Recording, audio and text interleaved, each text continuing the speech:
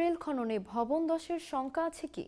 Metro rail নির্মাণ ও পরিচালনার দায়িত্বে থাকা সরকারি কোম্পানি ডিএমটিসিএল জানিয়েছেন, পাতাল রেলের জন্য টানেল খননের সড়ক এবং আশেপাশের ভবন ধসের শঙ্কা নেই। সংস্থাটি বিজ্ঞপ্তিতে জানানো হয়েছে, টানেল বোরিং মেশিনে রেলপথ নির্মাণের সুড়ঙ্গ খনন করা হবে। রাজধানী ঢাকার মাটির গুণাগুণের সঙ্গে সামঞ্জস্যপূর্ণ আর্থ প্রেসার ব্যালেন্স টিবিএম ব্যবহার করা হবে সুড়ঙ্গ খননে।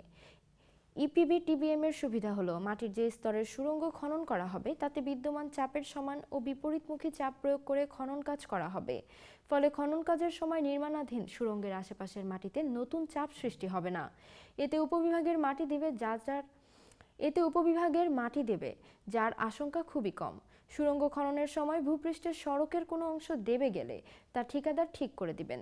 রাজধানী বিমানবন্দর থেকে কমলাপুর পর্যন্ত 19.87 কিলোমিটার দীর্ঘ মেট্রো রেল পুরোটা পাতালে নির্মিত হবে।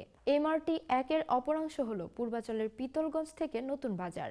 এই অংশের পিতলগঞ্জ থেকে জোয়ার সাহার পর্যন্ত রেল লাইন বসবে উড়াল পথে। বর্তমানে যেভাবে উত্তরা থেকে মতিঝিল পর্যন্ত মেট্রো রেল চলছে, ডিএমটিসিএল জানিয়েছে টানেল খননের সময় এমআরটি 1 প্রকল্প এলাকার আশেপাশে উঁচু ভবনের ক্ষতি এড়াতে সর্বোচ্চ সতর্কতা থাকবে। মাটি নরম হলেও ঢাকার পানির স্তর অনেক নিচে থাকায় টানেল নির্মাণের উপযোগী। যে এলাকায় টিবিএম এর মাধ্যমে খনন চলবে এর দুপাশের ভবনের নিচে সেন্সর লাগানো হবে। কোথাও ধস বা ভবন দেবে যাওয়ার আশঙ্কা দেখা গেলে সেন্সরটা আগাম জানাবে, তখন প্রয়োজনীয় ব্যবস্থা নেওয়া হবে।